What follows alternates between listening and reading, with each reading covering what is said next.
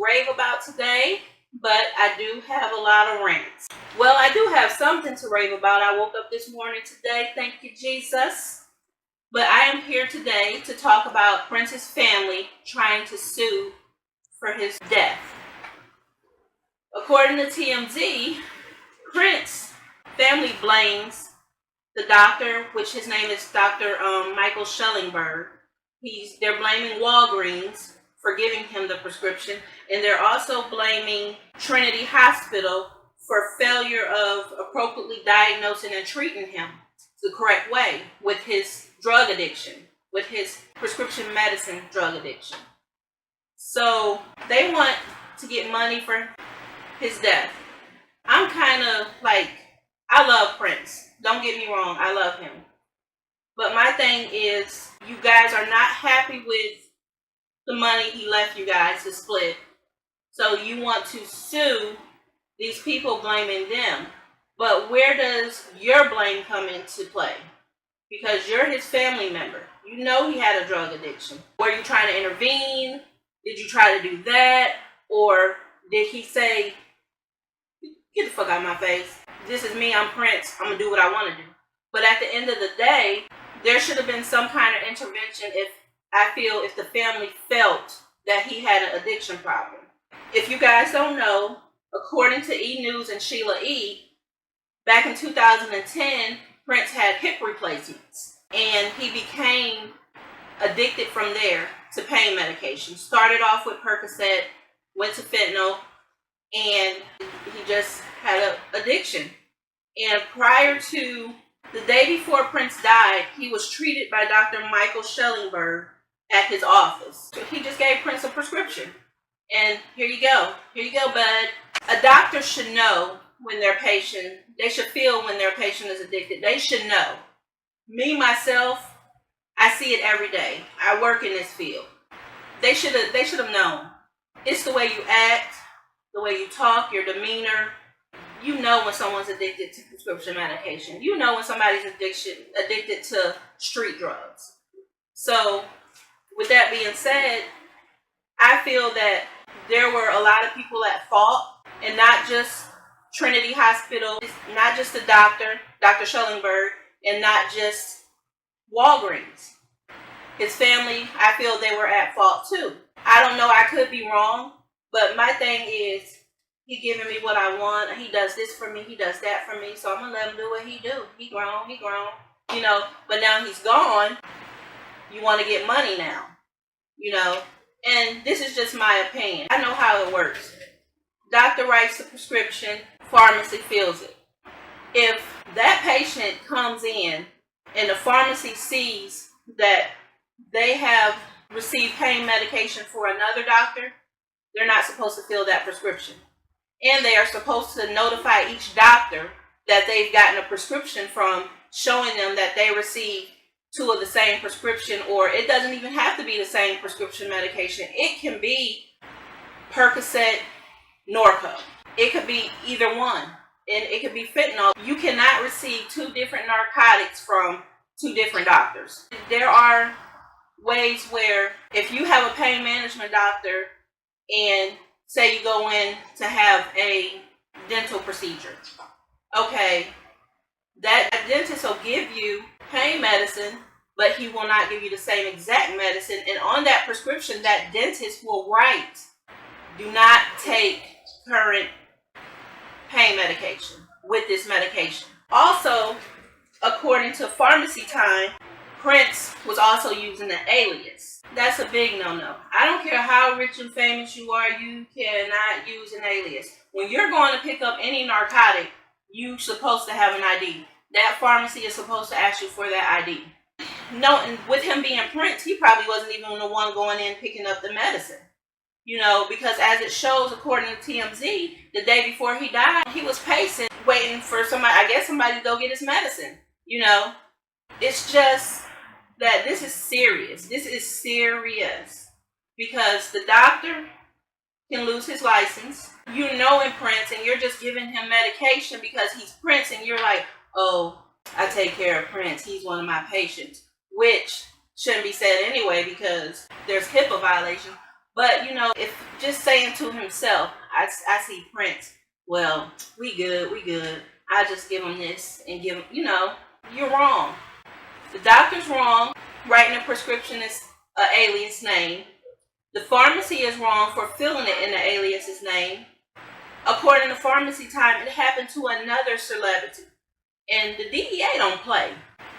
And once they figured out with that other celebrity that his medication was written in an alias, warrants everywhere, that pharmacy was investigated. After everything was said and done, no criminal charges against anybody. Now they're saying civil suit. So we can get them because they didn't treat him properly, or they didn't acknowledge his addiction. First of all, like his sister, if she's the one going to the doctor with him, okay, excuse me, but I know this is none of my business, but I feel he has a problem. Or sit down and talk to him. I feel you have a problem. We need to work on this before it takes you out, before it kills you. But no one said it. No one said it. I mean, to me, it's like they care more about the stardom and how much they can get out of treating a celebrity. It might not be true, but that's how I feel. That's just my opinion. After he died, when they did an autopsy, they did a toxicology report, and he had extremely high levels of fentanyl in his system when he died. And no criminal charges. I don't understand the no criminal charges part, because the doctor has to look out for himself and the patient. And I feel like this doctor just did not. If he's given a prescription one day and then getting another prescription 3 days later, come on, there's something wrong. The pharmacy, not too far from his house, I mean, if he's coming to you, it's going to pull up in your computer that he just filled a narcotic prescription. Come on, somebody has to be at fault.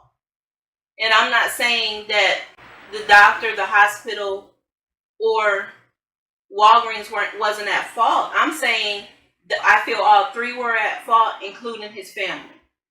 There should have been some type of intervention. And I know Prince is like a stubborn person. He was like more, he gonna do what he wanna do. I understand that. But it's just sad because it's an icon gone because of drug addiction. If everything was handled correctly, I think he would still be alive. If he wasn't a superstar, I think he would still be alive. But because he wanted, you give it to him. And that's not the key. There are a lot of doctors losing their license and going to prison for years. I know of 2 just in Mobile, Alabama, that have gotten 20 years and 21 years for just, here you go. It's not good. And I'm a big Prince fan. As you can see, got on my Prince shirt. He was talented. And he was an awesome performer. And I just hate that he had those hip problems. But when you're wearing high heel boots and you're jumping from one platform to another, your knees probably gonna give out, your hips are probably gonna give out, you're gonna damage something. But he was awesome at what he did. And Prince, he liked a lot of people. And if Prince invited you to his house to play music, he really liked you. And I've seen so many interviews of him. One of my friend coworkers brought me a DVD of all the interviews that he did. He's only did like 4 in his lifetime, 4 or 5 in his lifetime. He didn't like interviews. He didn't like people in his business. But he's only did like 4 or 5 interviews in his lifetime. And Prince was just awesome. He said when he called people over and to do a jam session, it can go for 3 nights, just completely straight through 3 nights, just straight through, no rest, no nothing. You're just into the feeling. You're just jamming, and he was just awesome. And I just hate that he lost his life the way he did, And I'll never forget the day that they said they found somebody in Prince's house unresponsive. I was at my daughter's graduation in Fort Jefferson in South Carolina And we saw it on my cousin's TV. And I was like, I wonder who that is. The furthest thing from my mind is Prince. Furthest thing from my mind. I'm thinking, damn, I wonder which one of his employees or people at his house just went. And then to come to find out, it's Prince. And a lot of people did not know that Prince had epilepsy. It was a kept secret. He was born with epilepsy. Due to his mom's religion, he didn't focus on it. His mom's religion, with them being Jehovah's Witnesses, he just didn't focus on it. If it happened, it happened. I mean, he didn't let it tear him down. It didn't let him stop him from doing performing all around the world, all around the globe. It didn't stop him from that. It's just sad that he had to go down that way. And it really just bothers me that no one intervened. And everybody know me, I love Prince to death. He was the man, going to school, got my little jerry curl with my hair falling down in my face, my little ruffle shirt. My grandma hated. But I just love Prince. And it's just sad that two of the best icons lost their lives due to drugs, which is Michael Jackson and Prince. It's just sad. If the right precautions were taken and people were not just so starstruck, I just really think Prince will be alive to this day. And that's how I feel. That's my story about Prince. May he rest in peace. And may his family just actually come to terms with his death. Just move on. Let him rest. Just like I said about Aretha Franklin, let him rest in peace. Just let him rest in peace. And now I'm going on to another subject that is so damn horrifying, nasty, and just despicable. Okay. According to Fox News, 23-year-old Cameron Wright was accused of having sex with a dead woman in the hospital. He was a security guard at the hospital.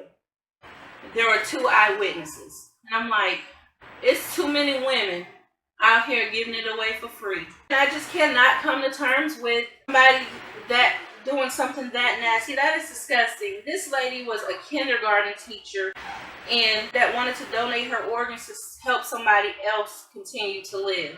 Nobody deserves that. This woman did not deserve that. The fact that her family has to think that her body was just, oh my God, they just defile her. It's awful, and it is totally awful when you do that, when you just disrespect someone living in like a rape or, sexually molesting somebody when they're alive, but when they're dead, oh my God, they can't say no, they can't fight back, they cannot do anything. You are going to jail now for harming a corpse. And then the bond is $3,000. Okay. All this guy has to do is pay $300 to get out. First of all, before a bond should have been set, his mental status should be evaluated. He should have went to a hospital to be evaluated before he was taken to jail, I feel. He was arrested at the hospital. Why not get him evaluated at the hospital? I mean, or if they feel like it was that he didn't want to be evaluated at this hospital, I know there's another hospital in town. So take him somewhere to be evaluated before you issue a bond. Okay, this could be the thing that sets him off. He gets out on bond, and then he starts going out there messing with other people, raping people, kidnapping. Who is there to say that he's not going to do that?